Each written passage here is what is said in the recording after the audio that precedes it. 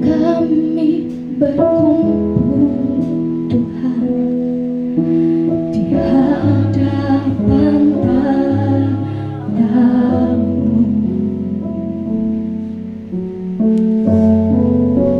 sujud menyembah dalam indahnya hadiratmu.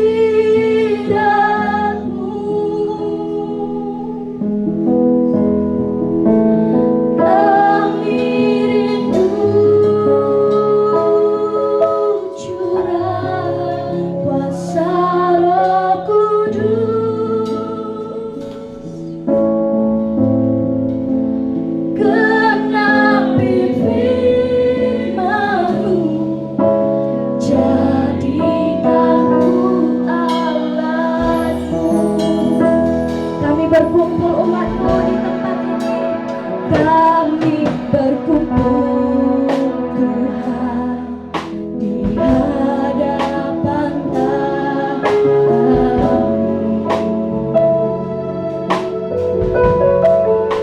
sujud menyembah dalam indahnya hadirat-Mu.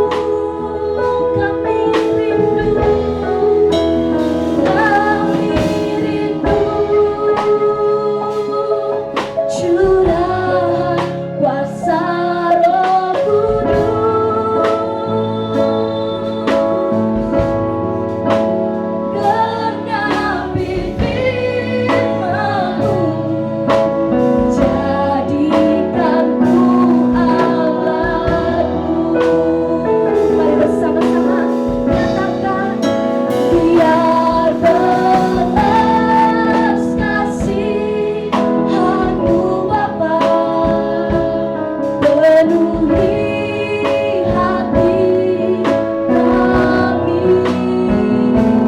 curahkan kuasa Roh Kudus, api kemuliaan-Mu, lenyapkan hati yang rindu untuk melayani-Mu,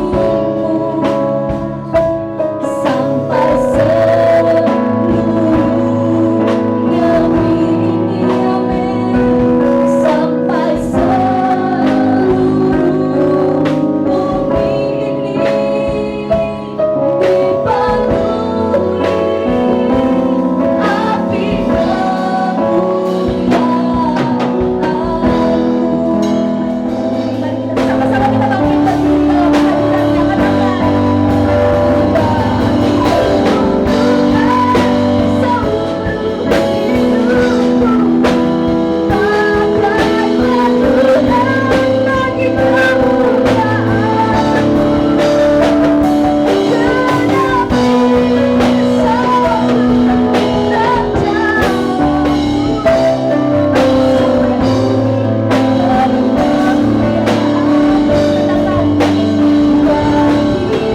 katakan,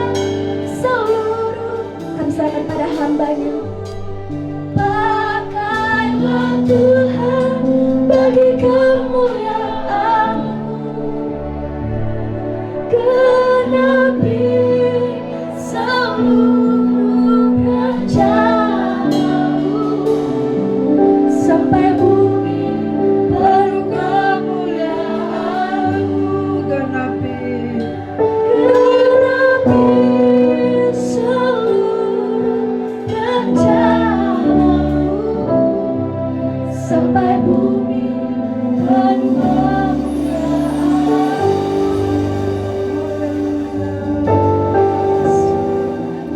Haleluya Tuhan Yesus.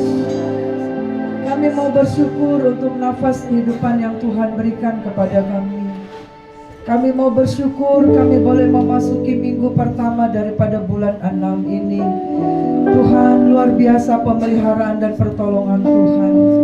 Luar biasa kasih-Mu dalam hidup kami ya Tuhan. Terima kasih untuk segala kesempatan demi kesempatan yang Tuhan berikan bagi kami, untuk bersama dengan keluarga kami, bersama dengan suami, istri, anak, cucu, menantu kami.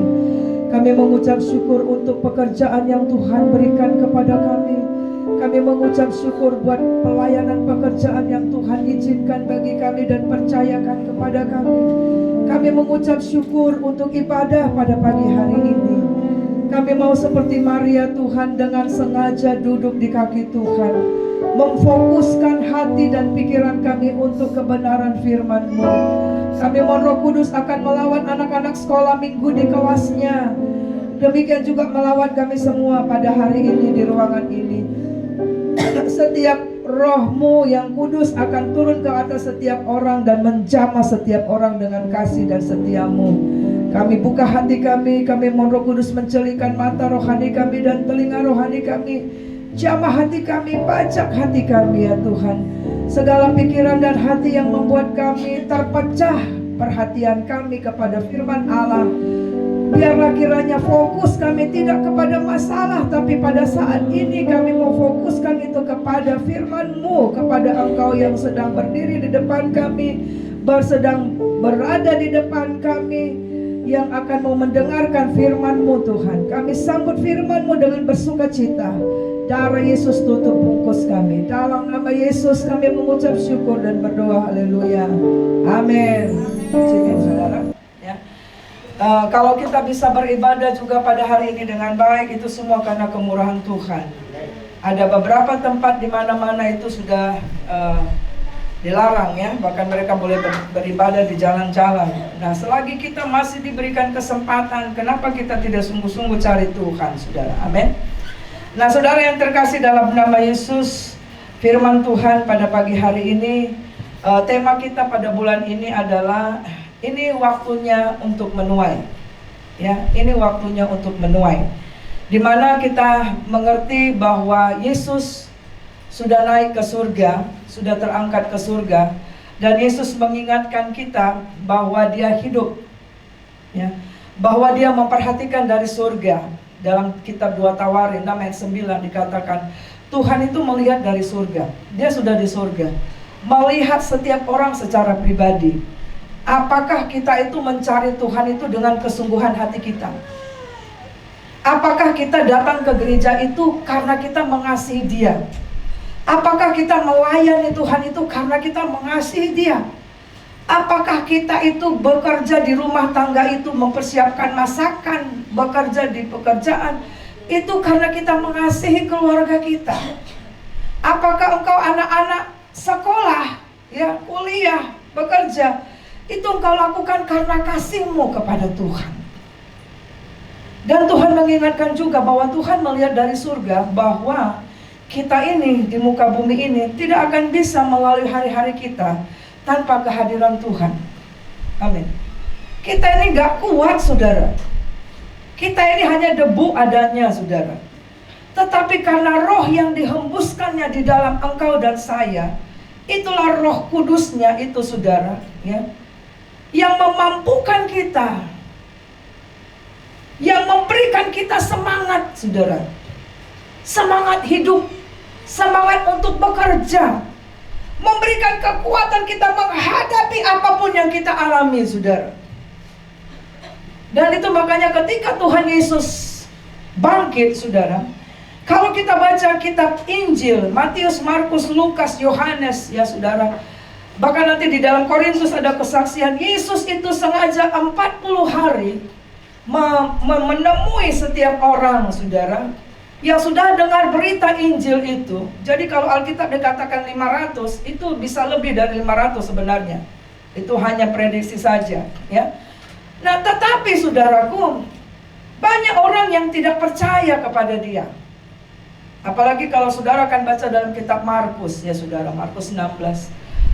Mereka tidak percaya apa yang disampaikan oleh teman-temannya, oleh Maria Magdalena, teman-teman yang lain yang melihat Yesus sudah bangkit. Ketika Tuhan menunjukkan diri juga dalam perjalanan kepada 2 murid Yesus di Emmaus, saudara, mereka beritakan, mereka juga tidak percaya. Sehingga ketika Tuhan bertemu dengan mereka juga, Dalam satu jamuan makan, mereka sedang mengunci semua pintu, tiba-tiba Yesus hadir. Mereka kaget luar biasa, saudara. Itu pun tidak percaya. Sampai Thomas juga bilang, kalau memang betulnya kau itu Yesus, tunjukkanlah tanganmu, biar ku cocokkan. Itu makanya saudara, kenapa begitu banyak orang yang melihat langsung, menyaksikan langsung Yesus hidup, Yesus bangkit, tetapi yang berkumpul di bait Allah, di loteng itu saudara hanya 120 orang. Ini juga gambaran gereja zaman sekarang, saudara. Bukan tidak banyak orang, bukan tidak ada seorang pun di dunia ini yang tidak tahu bahwa ada Allah. Bukan tidak banyak orang Kristen yang percaya bahwa Allah itu sudah turun ke muka bumi ini dan dia mati bagi kita di kayu salib. Dan rohnya sudah diberikan, tapi tidak percaya. Degil hatinya. Nah, hari ini kita akan melihat tentang tuaian, saudara. Itu makanya betapa Tuhan Yesus, saudara, sewaktu dia naik ke surga, pesannya dua, saudara. Yang pertama adalah jangan tinggalkan Yerusalem. Jangan tinggalkan bait Allah. Roma 10 ayat 25 juga dikatakan, jelang kedatangan Tuhan, kita jangan dengan sengaja meninggalkan pertemuan ibadah kita. Kenapa, saudara? Masa ini adalah masa yang terakhir. Inilah zaman yang terakhir, saudara. Zaman akhir itu apa? Zaman ketika Yesus naik ke surga dan zaman dia nanti akan datang ke dunia ini kembali. Kita hidup di zaman ini. Dan zaman ini adalah zaman yang sukar. Dan akan zaman penampian, saudara, kepada setiap orang. Iblis akan membuat perhatianmu distract, saudara. Terpecah. Tidak fokus kepada Tuhan. Dengan apa? Dengan adanya masalah, persoalan. Baik itu masalah ekonomi, masalah di rumah tangga, masalah di pekerjaan, penyakit, atau mungkin kesibukan dalam pekerjaan, saudara. Sehingga kita akan jauh daripada Tuhan. Kalau perhatian kita, fokus kita sudah jauh daripada Tuhan, dengan berbagai masalah itu, dengan berbagai persoalan itu, dengan berbagai aktivitas kita, itu adalah satu cara yang gampang sekali iblis akan membawa saudara keluar daripada Tuhan. Ketika Adam dan Hawa selalu bersekutu dengan Tuhan, saudara, mereka mengalami berkat di Taman Eden, saudara. Tetapi iblis caranya untuk menjauhkan dia daripada Tuhan adalah dengan mengubah pola pikirnya, mengubah perasaannya, supaya jauh daripada Tuhan. Pikiran dan perasaan saudara akan dijauhkan dari Tuhan. Dengan apa, saudara? Saudara akan melihat persoalan saudara lebih besar daripada Tuhan. Masalah saudara tidak mungkin diselesaikan karena engkau melihat besarnya batu yang menutup kubur Yesus. Nah, saudara yang terkasih dalam nama Yesus, orang yang murtad itu akan banyak nanti terjadi di akhir zaman ini. Sebenarnya bukan karena dia tidak tahu firman Tuhan, tapi karena pikirannya, perasaannya, hatinya mulai ditarik dari hadirat Tuhan. Dengan berbagai aktivitas, dengan berbagai persoalan-persoalan. Nah, hari ini, saudara, mari kita akan bangkit berdiri. Kita akan baca firman Tuhan yang berkata di dalam Markus 1 ayat yang ke-14 dan ayat yang ke-15. Sesudah Yohanes ditangkap, datanglah Yesus ke Galilea memberitakan Injil Allah. Katanya, waktunya telah genap, kerajaan Allah sudah dekat. Bertobatlah dan percayalah kepada Injil. Sekali lagi yang ke-15. Katanya, waktunya telah genap, kerajaan Allah sudah dekat. Bertobatlah dan percayalah kepada Injil. Silakan duduk, saudara. Tema kita pada bulan ini adalah waktunya untuk menuai. Saya sebutkan tadi, ketika Yesus mau naik ke surga, dia katakan, jangan tinggalkan bait Allah. Jangan tinggalkan persekutuanmu dengan Tuhan. Kenapa saudara? Karena kalau kita jauh daripada Tuhan, pada saat itu maka engkau menghadapi persoalanmu sendiri. Kita nggak kuat saudara. Sekuat dan sehebat apapun engkau nggak kuat tanpa Tuhan.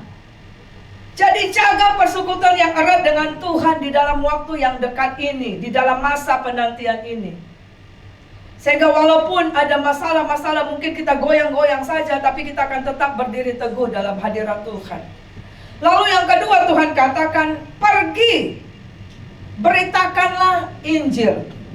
Jadikanlah semua bangsa muridku. Baptislah mereka di dalam nama Bapa, Anak, dan Roh Kudus. Siapa yang percaya diselamatkan, siapa yang tidak percaya dihukum. Nah, ini kedua hal ini adalah pesan Yesus yang dia katakan waktu dia naik ke surga. Murid-murid Tuhan diingatkan dalam kitab Kisah Rasul 1 itu bahwa, hei, engkau melihat dia naik ke surga, terangkat ke surga. Satu waktu dia akan turun ke dunia dengan cara yang sama.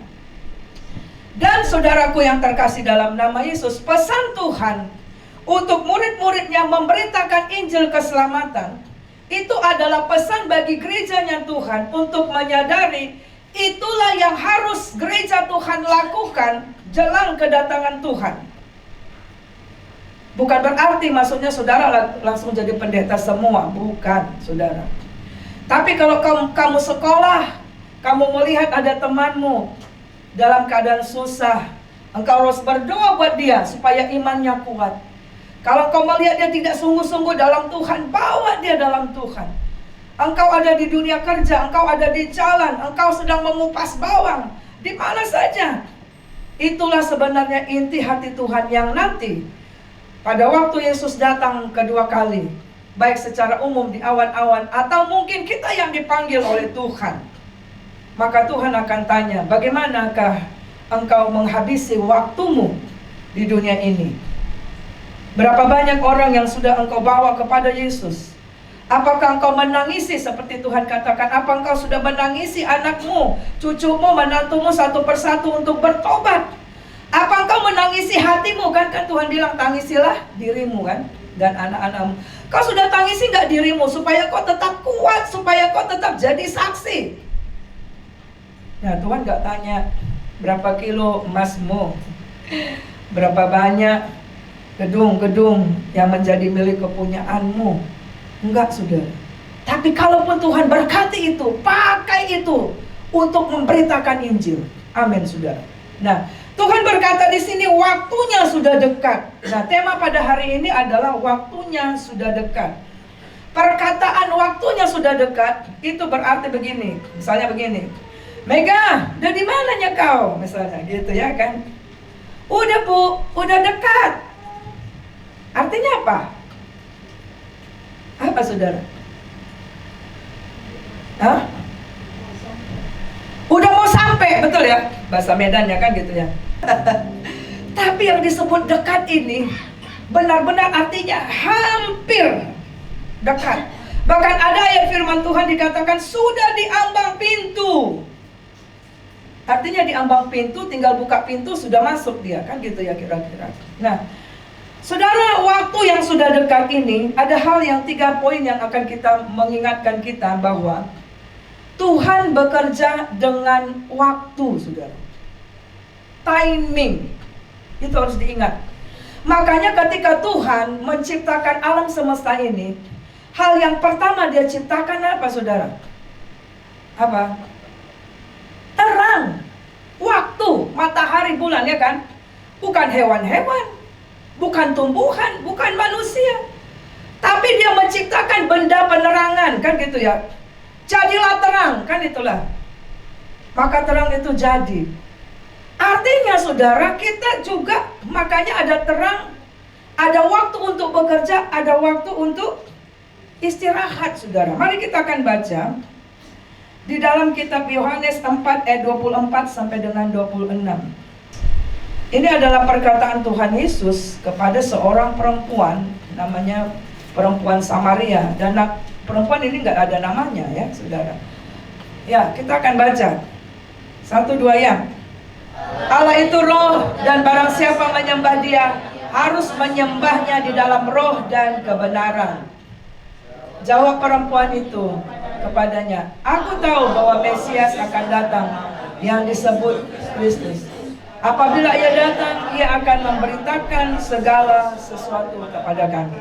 Nah, saudara, dalam kisah ini, saudara, kalau kita melihat membaca kitab Injil, ketika Tuhan Yesus menyuruh pertama-tama murid-muridnya untuk pergi menginjil, saya pernah mendapatkan ayat-ayat dikatakan jangan kamu pergi ke Samaria.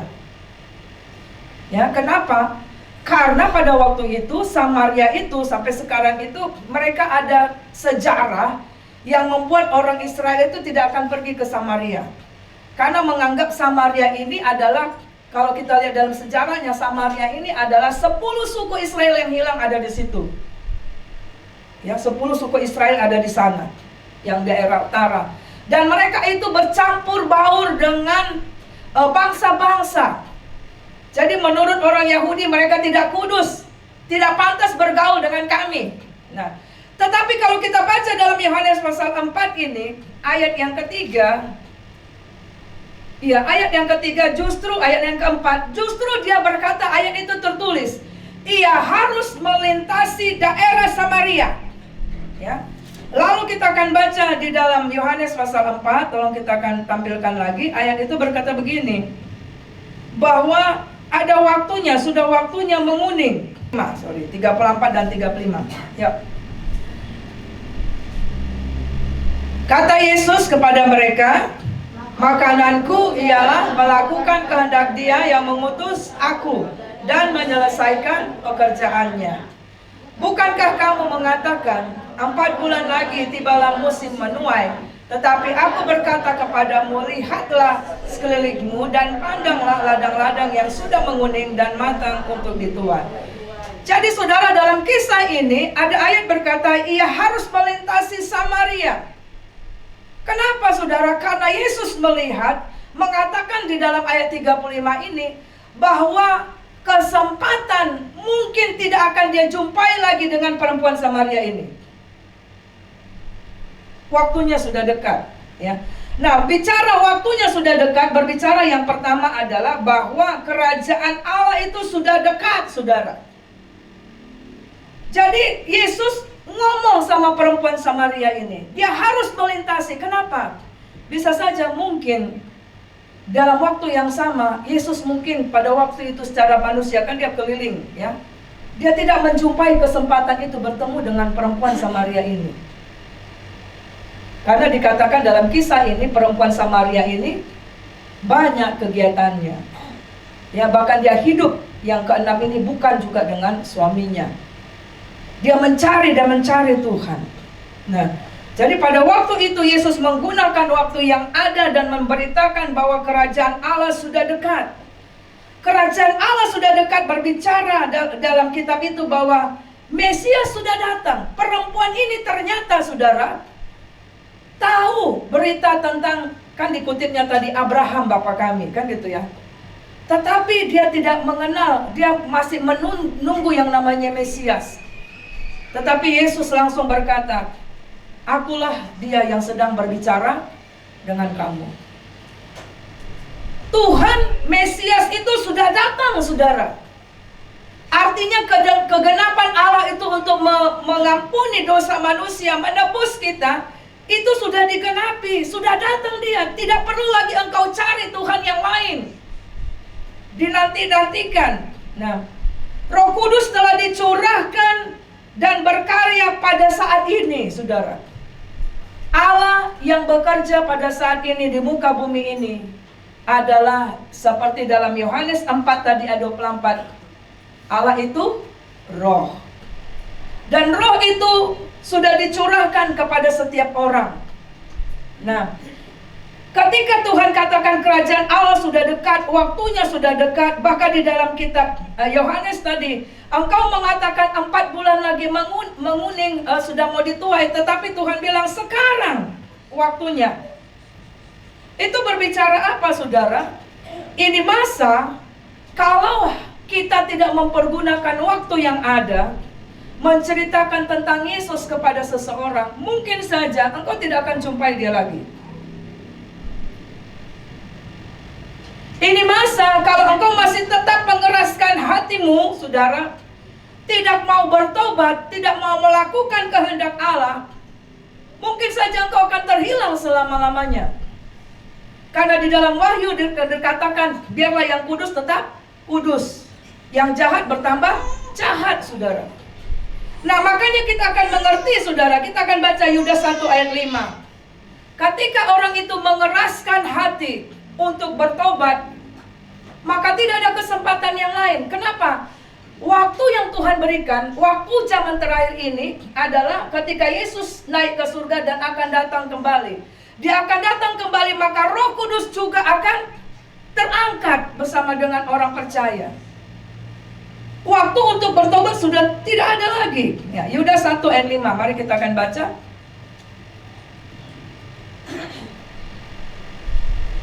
Ya, boleh ditampilkan. Yudas 1 ayat 5. Ya. 1, 2 ya.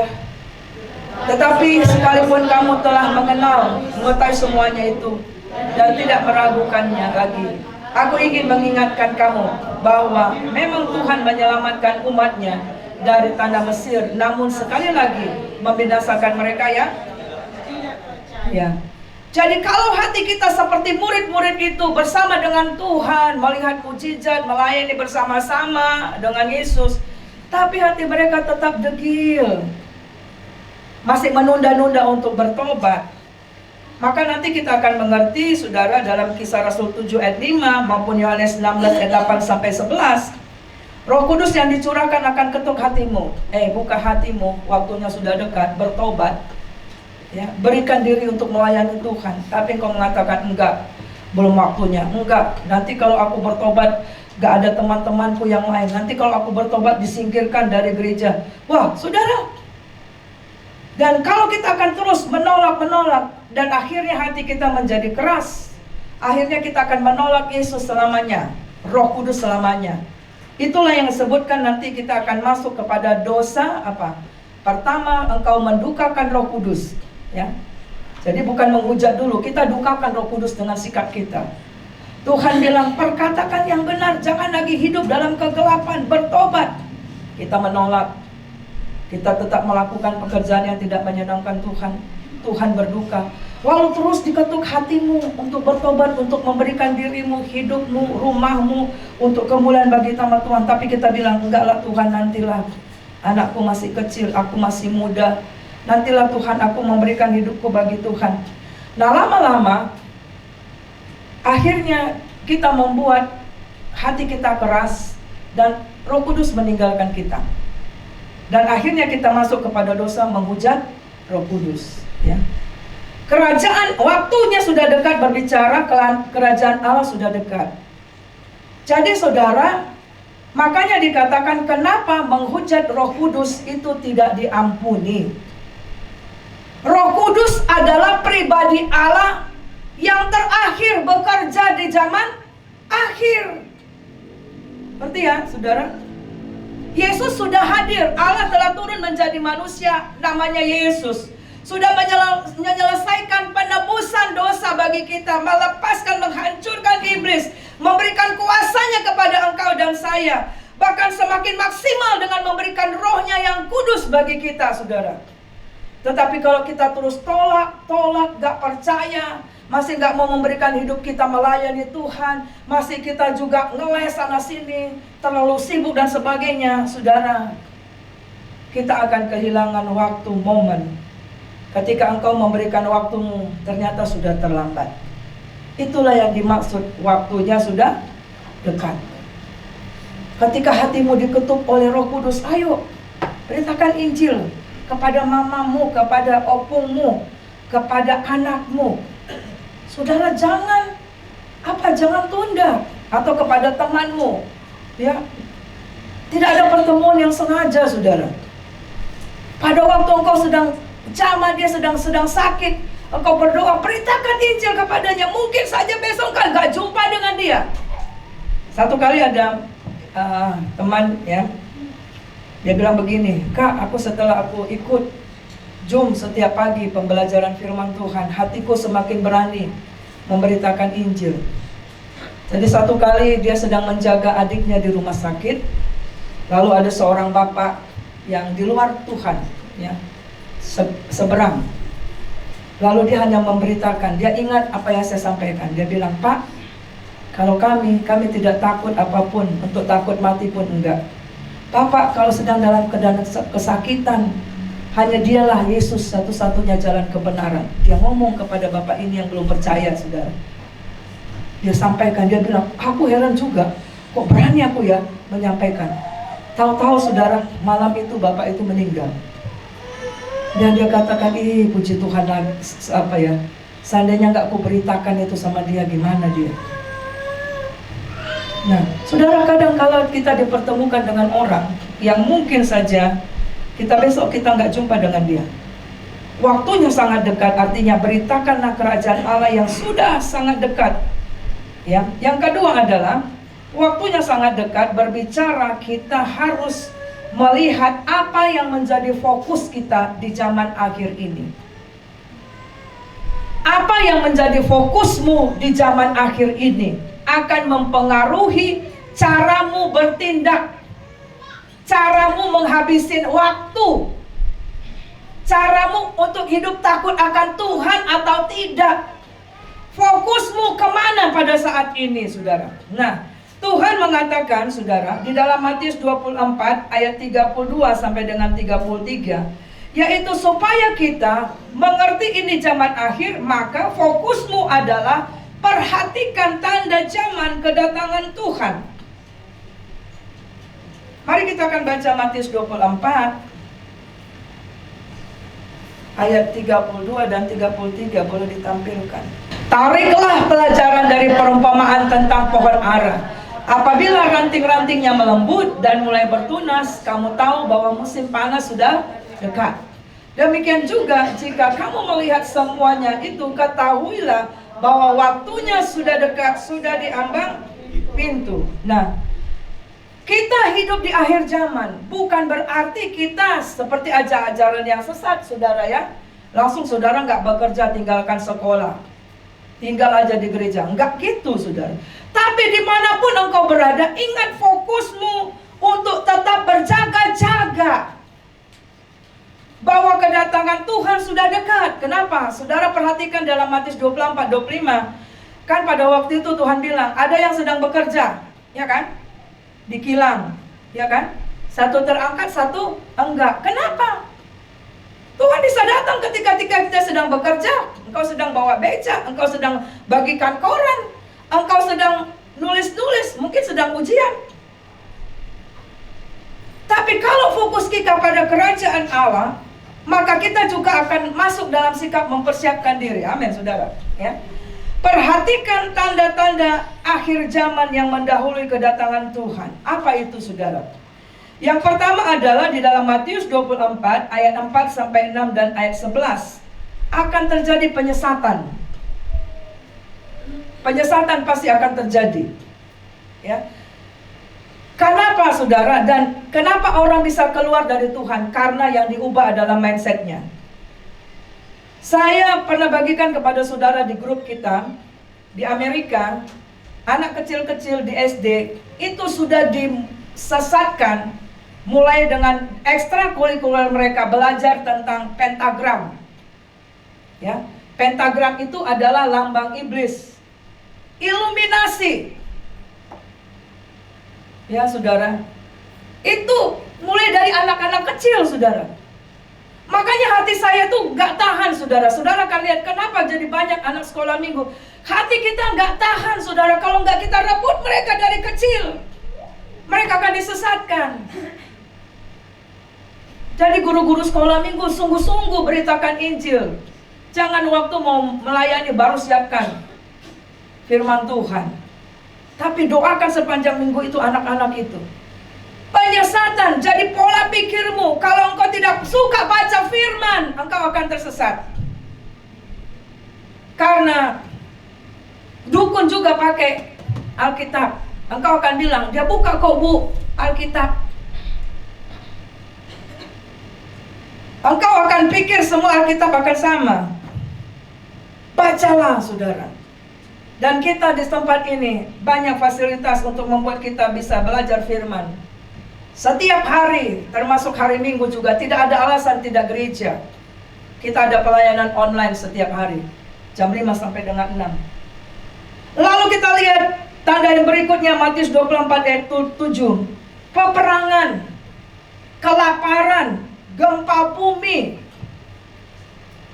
Peperangan di mana-mana. Yang terakhir yang sedang besar itu apa? Ukraina dengan Uni Soviet, yaitu yang sedang terjadi. Ya, kelaparan di mana-mana, saudara. Sekarang mulai naik suhu ya. Naik suhu berarti ada tempat-tempat yang akan menjadi kering, tidak bisa ditanam apa-apa. Tanaman pada mati kalau nggak disiram, betul ya saudara? Kita puji syukurlah di Medan ini air masih ada. Tempat yang lain kering, saudara. Kelaparan, gempa bumi di mana-mana.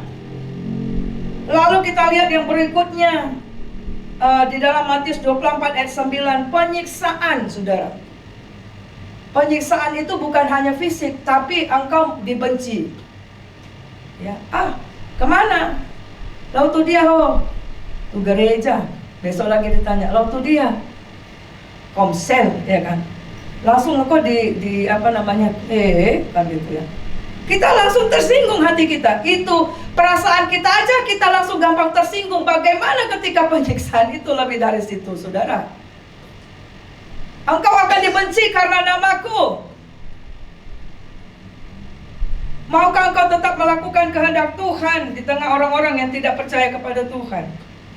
Dikatakan di situ banyak nanti orang akan dipenjarakan. Itu banyak kita lihat ya kan, saudara? Teman-teman kita karena kesaksian dia dipenjarakan. Ya, lalu gereja ditutup. Itu kan penyiksaan juga itu, saudara. Lalu kita lihat di dalam Matius 24 ayat 12, kedurhakaan bertambah. Anak menolak orang tua menolak anak, suami terhadap istri, kedurhakaan bertambah, saudara. Lalu dikatakan kasih menjadi dingin. Karena begitu banyak kejahatan yang sedang terjadi, kedurhakaan yang sedang terjadi. Kadang hati kita tawar. Nah, saudara, kalau kasihmu kepada Tuhan mulai dingin, semangatmu mulai dingin, ingat, itu tanda kedatangan Tuhan sudah dekat, saudara. Lalu apalagi? Matius 24 ayat 15 dikatakan, pembinasa keji berada di tempat kudus. Lagi ibadah, keluar di tempat kudus nggak? Ya kan? Di mana? Betul apa enggak? Kan banyak di sosmed seperti itu kan? Di Medan juga banyak, saudara. Tapi apakah kita akan tunggu itu baru kita datang sama Tuhan? Kenapa kita tidak mau datang sama Tuhan? Makanya saudara jangan marah kalau aku sedikit cerewet. Woi, di mana? Anakmu di mana? Kenapa nggak datang? Saya begitu takut saudara tertinggal. Kenapa? Lihat visi gereja ini, lihat di bawah. Gereja ini salah satu visinya adalah kita mempersiapkan diri untuk menjadi mempelai yang diangkat oleh Tuhan. Karena memang tinggal itu tugas gereja, ya kan saudara? Gak ada yang lain, tugas gereja yang lain. Supaya kita kuat, kita bisa menang menghadapi tantangan hidup. Nah, lalu saudara lihat di situ Matius 24 ayat 24, akan muncul Mesias palsu dengan tanda-tanda mujizat. Jadi cari Tuhan, jangan hanya melihat tanda mujizat terjadi baru engkau percaya. Karena iblis juga bisa buat tanda mujizat. Lihat seperti zaman Musa, ya kan? Musa melemparkan tongkat jadi ular. Ahli sihirnya juga buat, tapi tongkat Musa memakan tongkat ahli sihir itu. Zaman akhir juga jelang kedatangan Tuhan dikatakan, maka engkau akan bisa tertarik. Oh ya, ada tanda-tanda mujizat bisa buat begini, yang akhirnya menyesatkan orang pilihan Tuhan. Jadi cari Tuhan, melayani Tuhan karena kita sayang kepada Tuhan, karena memang kita rindu, bukan karena ada sesuatu yang kita dapatkan. Bukan karena motivasi yang lain, saudara. Supaya apa? Supaya kita jangan akhirnya bergeming dari iman. hebat ya di sana ya. Kenapa? Kalau roh Allah turun ke atasmu, maka di dalam kitab Markus 16 dikatakan, kamu juga bisa berdoa bagi orang lain dan orang itu sembuh. Betul? Ya kan? Tanda-tanda ini akan menyertai orang percaya. Itu Markus 16. Nah, yang ketiga terakhir, waktunya sudah dekat. Artinya, waktunya untuk menuai. Kalau kita tahu waktu kita sangat singkat, berarti kita tidak menggunakan waktu itu sedetik pun dengan sia-sia. Maka kita akan mengatur sedemikian rupa, aku tidak akan ada waktu untuk ngerumpi lagi, karena waktunya sudah sangat singkat. Ini target, misalnya pekerjaan, targetnya misalnya besok hari ini mau dikumpul di tugas PR atau tugas deadline di pekerjaan. Tentu kita tidak akan membuang waktu. Betul nggak? Tentu engkau tidak akan pergi jalan-jalan sama kawan-kawanmu misalnya, karena deadline besok. Tapi banyak orang tidak menyadari bahwa waktunya singkat, sehingga banyak waktu yang sia-sia, ngerumpi sana sini, mabuk sana sini, ya, berkawan dengan sia-sia, memperkatakan yang sia-sia, masih ada kesempatan menjelekkan orang lain. Saudara, kalau kita tahu waktunya sudah sangat dekat, wah, kita pun gak sembarangan ngomong. Yang kita beritakan adalah Injil keselamatan. Kita pun gak sembarangan memikirkan kejelekan orang, memikirkan yang lain, karena kita sedang fokus. Wah, waktunya tinggal singkat. Apa ya yang nanti Tuhan akan tanya? Apa yang aku akan bawa kepada Tuhan? Wah, ini Tuhan, anakku, cucuku, menantuku semua di dalam Tuhan. Wah, mama papaku, ku bawa dalam Tuhan, teman-temanku. Itu saudara, waktunya dekat, artinya Tuhan ingatkan waktunya untuk menuai. Jangan tunda. Ya, Yohanes 4 ayat 35a, sebenarnya Tuhan sudah bilang, kamu murid-murid, bilang 4 bulan lagi akan menuai. Lihat sekelilingmu, banyak tuayan-tuayan. Saudara, zaman akhir ini, di sekelilingmu banyak orang-orang yang membutuhkan engkau menceritakan Yesus. Bagaimana mereka akan percaya kepada Yesus kalau engkau tidak menceritakan Yesus? Amin, saudara. Dan dikatakan betapa sukacita orang yang membawa berita keselamatan itu. Mulailah saudara menjadi saksi di sekelilingmu. Kisah Rasul 1 ayat 8 berkata, dan engkau akan menjadi saksiku di Yerusalem. Jadi bersaksi itu sederhana, saudara. Pada saat kita sedang mengalami pergumulan, jadikan itu menjadi kesaksian. Pada saat engkau sedang bekerja, jadikan pekerjaan itu menjadi kesaksian. Amin, saudara. Dalam apapun, ya. Nah, waktunya untuk menuai itu berbicara, berkolaborasi sebagai tubuh Kristus untuk tuayan. Yuk kita baca Yohanes 4 ayat 36 ayat 36. Sekarang juga penuai telah menerima upahnya, dan ia mengumpulkan buah untuk hidup yang kekal, sehingga penabur dan penuai sama-sama. Ya, kadang kala kita tidak bisa memenangkan anggota keluarga kita, kita bisa minta tolong aku untuk mendoakan dia. Itu namanya berkolaborasi. Amin, saudara. Ya, berkolaborasi sebagai tubuh Kristus untuk tuayan. Itu berbicara bahwa talenta-talenta yang Tuhan sudah berikan kepadamu, pakailah itu untuk bersama-sama kita sebagai tubuh Kristus di tempat ini melakukan tuayan. Ada yang memberitakan Injil dan mengatakan ayo kita ke gereja. Yang selanjutnya ada yang bagian menerangkan, memuridkan dia. Ada bagian yang mendoakan dia. Itu namanya berkolaborasi. Amin, saudara. Ya, jadi satu kesaksian, saudara. Saya senang sekali ada komsel yang sedikit berbeda dengan komsel yang lain. Saya harap itu menjadi contoh. Komsel di tempat Pak Ahwat itu beda banget dengan yang lain. Dan seharusnya itulah visi yang saya maksudkan, saudara. Yaitu bahwa ketika ada komsel di rumahmu, kesempatan engkau mengundang teman-teman yang lain. Dan Pak Ahwat itu bagus dalam pergaulannya. Dia nggak ngundang temannya, datang sendiri dan duduk dengan firman Tuhan. Gimana saudara? Hidupmu sudah jadi kesaksian sehingga orang mencarimu atau menjauhimu?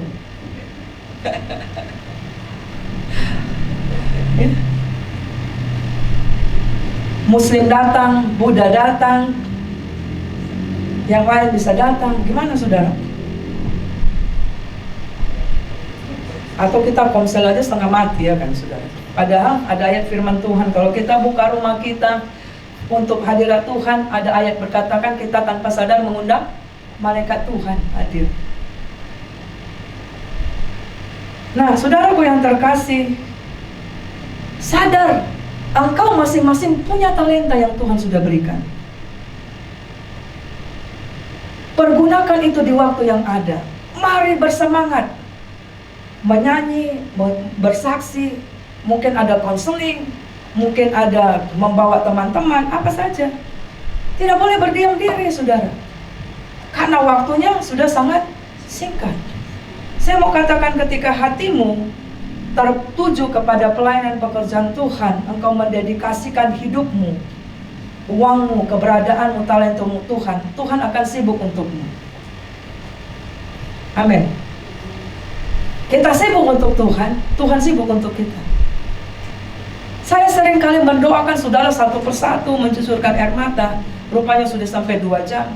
Saya lupa mendoakan anak-anak saya dan suami misalnya. Tapi Tuhan tolong mereka. Tuhan, nah itu saudara, Tuhan cukupkan, Tuhan lindungi. Nah, bagaimana sikap hidup kita saat kita mengetahui waktunya sudah sangat dekat? Maka yang pertama adalah di dalam Keluaran Matius 24 ayat 16 dikatakan, kalau engkau melihat tanda itu, dia katakan lari ke atas gunung. Apakah kita lari-lari ke Brastagi?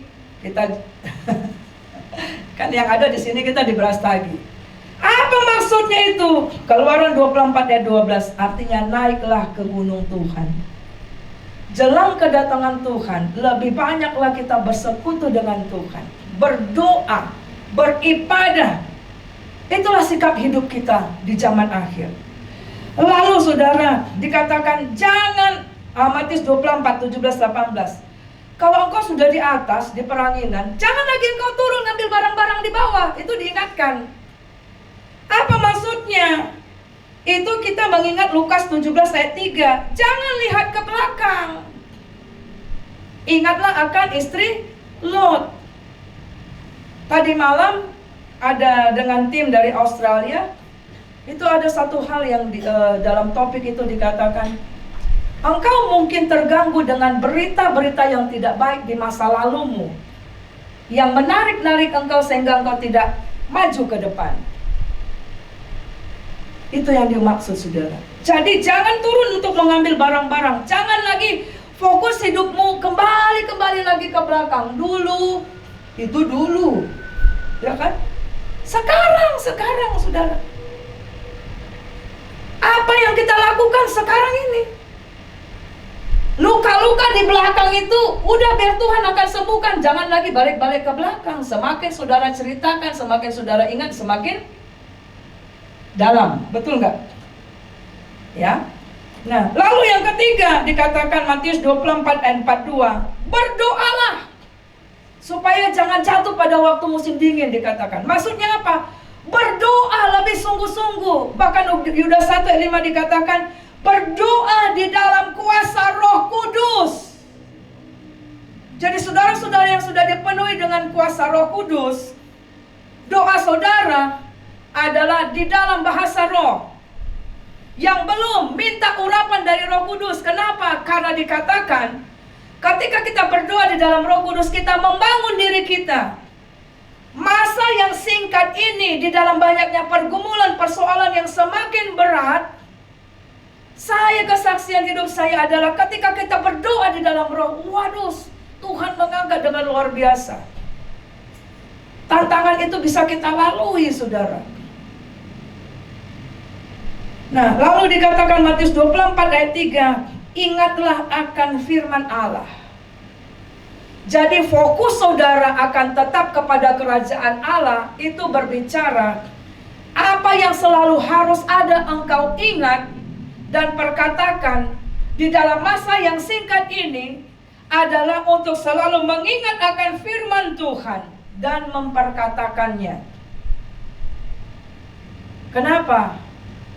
Karena itulah kunci kemenangan kita. Di dalam kitab Yosua dikatakan, maka engkau akan berhasil dan beruntung kemanapun engkau pergi. Gitu. Bukan Babelon. Jangan takut dibilang Babelon. Tapi memang itu yang Tuhan bilang, ingat akan firman Tuhan. Kalau di otakmu hanya mengingat pergumulan dan persoalan, saya yakin saudara akan bertambah lemah. Saudara akan stres, bisa mati tiba-tiba. Tapi kalau pikiranmu dipenuhi dengan hadirat Tuhan, dengan firman Tuhan, maka ketika mulai lemah kau berkata, di dalam nama Yesus ada firman Tuhan berkata, pikiran-pikiranku ini gak benar, dalam nama Yesus aku runtuhkan. Ketika kita sedang lemah, maka kita akan ingat, curahkanlah isi hatimu kepada Tuhan, karena Dia akan bertindak. Percayalah. Kita mengingat, kita perkatakan, ingatkan, remind yourself. Ketika engkau lemah, engkau mengatakan, aku tidak sendiri. Ada firman Tuhan yang berkata bahwa Tuhan tidak pernah sekali-sekali pun meninggalkan dan membiarkan aku. Tidak selamanya dibiarkan orang benar itu lemah. Kita mengingatkan diri lagi. Ada firman Tuhan yang berkata, siapa yang percaya kepada Tuhan akan diselamatkan. Siapa yang berseru kepada Tuhan akan diselamatkan. Aku berseru kepada Tuhan, aku percaya doaku akan dijawab. Kadang iblis kan intimidasi kan kepada saudara kan, mana didengar doa kau, banyak kali dosa kau, kan gitu ya. Tapi kita berkata, tenggak, darah Yesus, bilur-bilur Yesus telah menyucikan lubuk hatiku, sehingga intimidasi setan dikalahkan. Amin saudara. Gitu saudara, ingat akan firman Tuhan. Lalu kita akan memperkatakan lagi, firman Tuhan berkata, siapa yang percaya kepada Tuhan tidak akan dipermalukan. Tuhan, oleh masalah ini, penyakit ini, aku percaya Tuhan tidak akan permalukan aku. Tapi ini jadi kesaksian. Makanya kenapa banyak orang Kristen menjadi lemah, putus asa? Karena yang dia ingat bukan firman Tuhan. Yang dia ingat adalah jatuh tempo. Yang dia ingat adalah apa saudara? Masalahnya. Nah, tadi sudah dikatakan waktunya sudah sangat dekat. Artinya fokus kita jangan terdistract, jangan terpecah. Walaupun ada masalah, walaupun ada pergumulan, fokusnya tetap kepada salib Kristus, yaitu firman Tuhan. Amin. Ya. Baru yang berikutnya adalah dikatakan yang terakhir itu adalah lakukan tugas pelayananmu dengan setia sampai akhir. Matius 24 ayat 16. Artinya waktunya kita menabur dan menuai. Amin. Ya. Pakai uangmu untuk pekerjaan Tuhan, pakai talentamu untuk pekerjaan Tuhan, pakai pergaulanmu untuk membawa orang lain kepada Tuhan. Amin saudara. Dalam segala kesempatan, mungkin engkau punya kendaraan, jemput, barang tahu mungkin yang dijemput, ya kan? Apalagi pakai untuk kemuliaan bagi nama Tuhan. Baik. Nah, saudara yang terkasih dalam nama Yesus, mari renungkan firman Tuhan. Jadi jangan berikan kesempatan bagi iblis dengan kita hanya berleha-leha tidak mau beribadah. Saya mau sampaikan juga terutama kepada orang tua, ya, perhatikan anak-anak yang tidak suka beribadah. Harus gelisah hatimu. Pasanganmu yang tidak suka beribadah, harus gelisah hatimu. Keluargamu yang tidak suka beribadah, harus gelisah hatimu. Amin, saudara. Ya, yuk mari kita akan bangkit berdiri.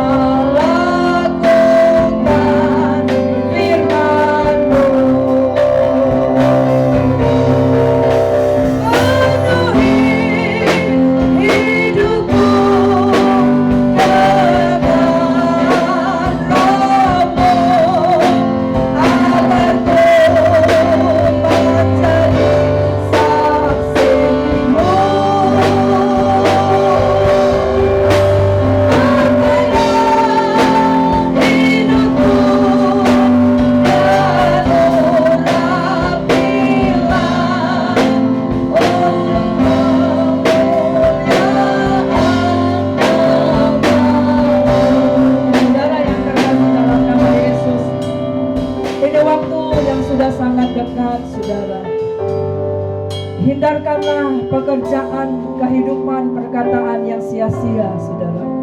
Mungkin engkau datang dengan segala pergumulan dan persoalan dan penyakit, tapi kita akan menghadapi perjamuan kudus.